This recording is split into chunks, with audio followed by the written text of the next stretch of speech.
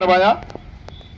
और बहुत सारे लोगों ने कहा कि भाई देखो आवेदन हम तो नहीं करेंगे, पहले इनका हो जाने दो तब करेंगे। उस कंडीशन में एक ही चीज हुई, जिन लोगों ने किया उनका कुछ पैसा आया और सहारा इंडिया का भी अब सोसाइटी का, बाकी नहीं कियो साहब रियल एस्टेट हाउसिंग डिवीजन इसका तो नहीं आ रहा है, लेकिन सोसाइटी का 50,000 तक आना शुरू हो गया और 5 लाख तक के आवेदन भी शुरू हुए हैं। और यहाँ अपनी सोसाइटी में देखा जाए लीगल में अभी जो हमें व्यवस्था मिली है वो यही मिली है। और आपकी पहली सोसाइटी लक, दूसरी हुमन, तीसरी आपकी एलजेसीसी, जिनको नोटिस अंतिम जा चुका है और 2 तो वाइंड अप हो गए, लिक्विडेटर नियुक्त हो गया है,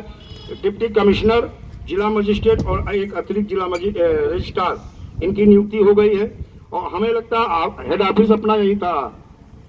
उदवाड़ा, है ना, उदवाड़ा में हेड ऑफिस था। यहाँ पे भी जो लिक्विडेटर नियुक्त होगा वो उदवाड़ा का ही नियुक्त होगा, जो मंडल लगता है। और पहली गई है तो मुझे उम्मीद है कि ताबड़ तो आपने लीगल तरीके से कार्रवाई किया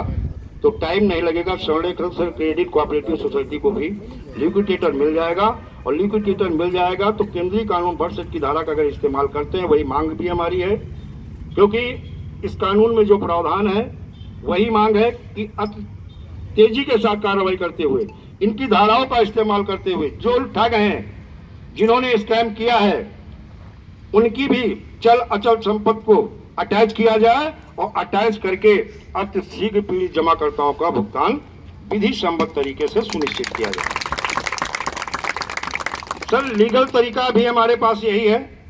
और सरकार ने ये व्यवस्था दे दी है। उस समय शुरुआत में तो नहीं मान रहे थे, बाद में सेंट्रल रजिस्ट्रार, बहुत सारी चीजें होती है, मैंने सेंट्रल रजिस्ट्रार से लीगल तरीके से पूछा था, सर ये बताइएगा जैसे आरबीआई बैंकिंग और नॉन बैंकिंग सेक्टर को रजिस्टर करती है, उसे देखती है, जिम्मेदारी लेती है कि ईश्वर न करे कल कोई अगर बैंक दिवालिया हो जाए तो 5 लाख रुपया तक आपका सुरक्षित है। उसी तरह आईआरडे जो इंश्योरेंस और जनरल इंश्योरेंस सेक्टर को देखता है, वहां भी आप काफी सुरक्षित हैं। इसी तरह से देखा जाए सेबी शेयर मार्केट से लेकर कुछ अन्य कंपनियों को रजिस्टर करती, वहां भी गारंटी होती है। लेकिन हमारा जो सोसाइटी का मामला होता है, यहां पे गारंटी क्या है कि निवेशकों के हितों की रक्षा के लिए, उनके भुगतान के लिए क्या आप लोगों ने कोई रिजर्व फंड बना रखा है कि ईश्वर न करे कल कोई सोसाइटी अगर दिवालिया हो जाती है, निवेशकों से किए हुए वादे को पूरा नहीं कर पाती है, उस कंडीशन में आपने क्या कोई रिजर्व फंड बना रखा है और उस रिजर्व फंड से क्या निवेशकों के हितों की रक्षा और उनके भुगतान के लिए आपकी तरफ से क्या कार्रवाई हो रही है। तो दोस्तों एक चीज है, सोसाइटी का एक रिजर्व फंड है ऐसा नहीं है, लेकिन उसके लिए एक लंबी लड़ाई लड़नी पड़ेगी और हमें एकजुट होना पड़ेगा। पहले तो जो इनके अकाउंटों में पैसा भी मिल रहा है वो लिक्विडेटर अपना काम कर रहा है, खंगाल रहा है, एकत्रित कर रहा है। बहुत सारी जैसे 125 करोड़ की एक संपत्ति भी अटैच हुई है, बहुत सारे, अभी हम उसको बोलेंगे नहीं, आने वाले समय में बहुत सारे लोगों की प्रॉपर्टियां अटैच होने वाली हैं जो लीगल में हैं और वो अटैच होंगी, उनसे भी निवेशकों के भुगतान होंगे। और मुझे मालूम है सोसाइटी की यहाँ संपत्ति शायद पर्सनली नहीं होगी, सोसाइटी के नाम की है सर, नहीं है, हाँ, लेकिन अपराध से अर्जित की हुई संपत्ति तो होगी ना सर, है ना, हाँ, तो ये अटैच होनी है और होंगी, हाँ होनी चाहिए, क्योंकि निवेशकों का हित होना चाहिए और हमारी मूल लड़ाई भी जो है। और आपकी लेकिन बात आती है सर, हमारे अभिकर्ता साथी ये बहुत ज्यादा पीड़ित हैं, इनकी दशा तो मंदिर के उस घंटे की तरह हो गई है कि जो आ रहा है वो बजा रहा है,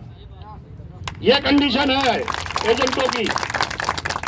एक तरफ निवेशक, अच्छा निवेशक भी करे क्या, वो आप ही को तो जानता साहब, और पैसा भी तो आपकी फेस वैल्यू पे ही जमा हुआ है,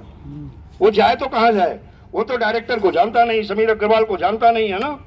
शबाब हुसैन को जानता नहीं, उत्तम सिंह राजपूत को जानता नहीं, वो जानता किसको, आप लोगों को। आप लोगों ने जमीन पे काम किया है, आपकी फेस वैल्यू पे पैसा जमा हुआ है, तो वो आप ही के को टारगेट करता है। लेकिन आपकी स्थिति बहुत दयनीय है। जब से हमने इस अभियान को चलाया सर, मेरे पास बहुत सारे ऑडियो और वीडियो पड़े हुए हैं, लोगों ने कहा सर अब हम आत्महत्या कर लेंगे, हमने कहा ये कोई विकल्प नहीं है। कायर करते हैं, जो बेईमान है, जिन्होंने गलत किया है,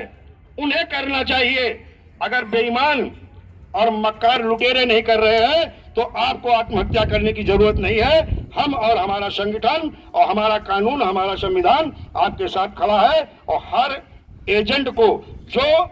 वास्तविक में नियमानुसार विधि सम्मत तरीके से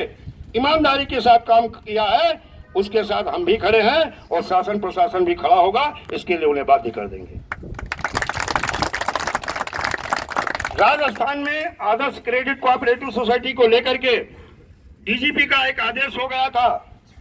कि बहुत सारे मामले में एजेंट स्वयं विक्टिम है, अपराध पीड़ित है, ये स्वयं अपना पैसा लगाए हैं और अपना पैसा लगाने के साथ साथ अपने जानने पहचानने वालों का लगवाया है, क्योंकि बेरोजगारी हमारे देश की बहुत बड़ी समस्या है और सरकार के सांसद, विधायक, मंत्री, प्रधानमंत्री, मुख्यमंत्री, इनके चेहरे को भी इस्तेमाल किया गया, इनके तस्वीरों को भी इस्तेमाल किया गया